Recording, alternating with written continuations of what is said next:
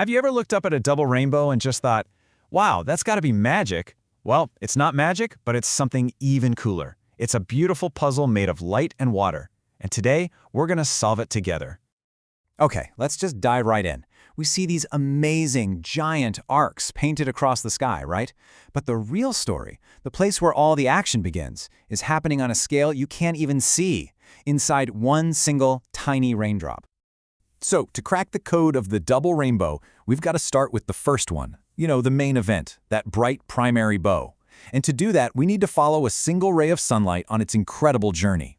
So picture a beam of sunlight zipping through the air. The moment it hits a raindrop, bam, it slows down.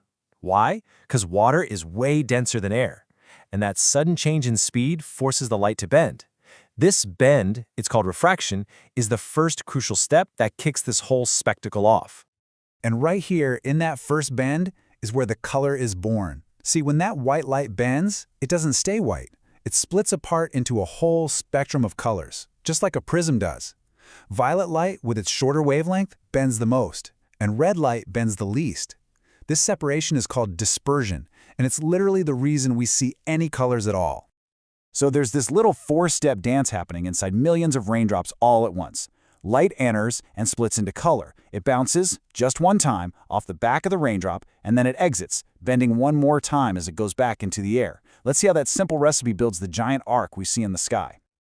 That specific angle, the sweet spot where the light comes out at its brightest, is right around 42 degrees. That's the magic number. So your eye isn't seeing one giant, colorful thing. It's seeing the combined light from millions and millions of raindrops, each one in the perfect position to send that 42-degree light straight to you. All those drops together form that brilliant primary rainbow. Okay, so one rainbow, check. That makes perfect sense. But what's the deal with that second, fainter arc that shows up above it? Well, the secret is in a slightly different journey for the light, one that involves an extra bounce. And here it is. This is the key. A little bit of the light that enters the raindrop doesn't leave after that first bounce. Nope, it sticks around and reflects a second time off the inside of the drop before it gets out.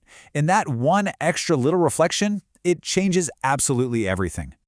This chart just lays it all out, plain and simple. That second bounce forces the light to come out at a much higher angle, up around 50 to 53 degrees. That's why the second rainbow is always higher in the sky. And this is so cool, that extra bounce acts like a second mirror, completely flipping the order of the colors. That's why the secondary rainbow is inverted, with red on the bottom. All right, now for what might be the coolest, most overlooked part of a double rainbow. You ever notice that weirdly bright, almost glowing band of sky that's sandwiched between the two arcs?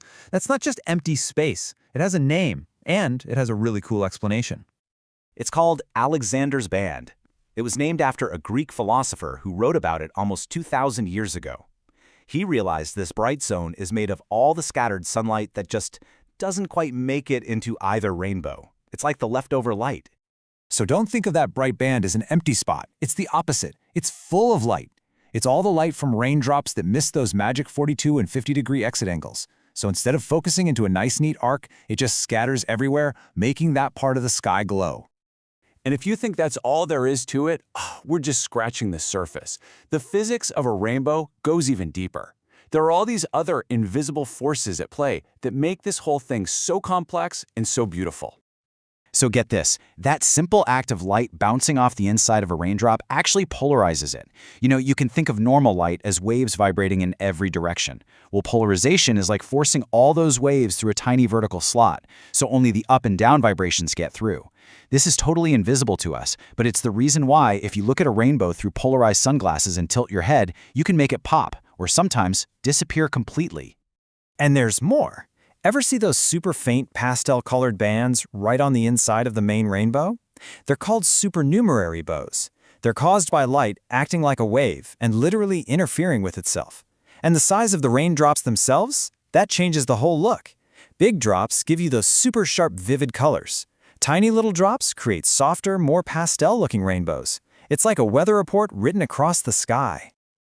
So, we've talked about the sun, we've talked about the rain, the light, the angles, but there is one final, absolutely essential piece to this entire puzzle, and it's probably the most important ingredient of them all. It's you, the observer. So let me ask you a question. If a rainbow is just light hitting water at a specific angle relative to your eyes, what happens if your friend is standing right next to you? Are you two seeing the exact same rainbow? The answer is no, not at all. And this is where things get really profound. A rainbow is not a fixed object just hanging out in the sky. It's a personal optical experience that depends completely on your unique position. This is kind of mind-bending, but a rainbow has no physical location. As you move, the rainbow you see moves right along with you.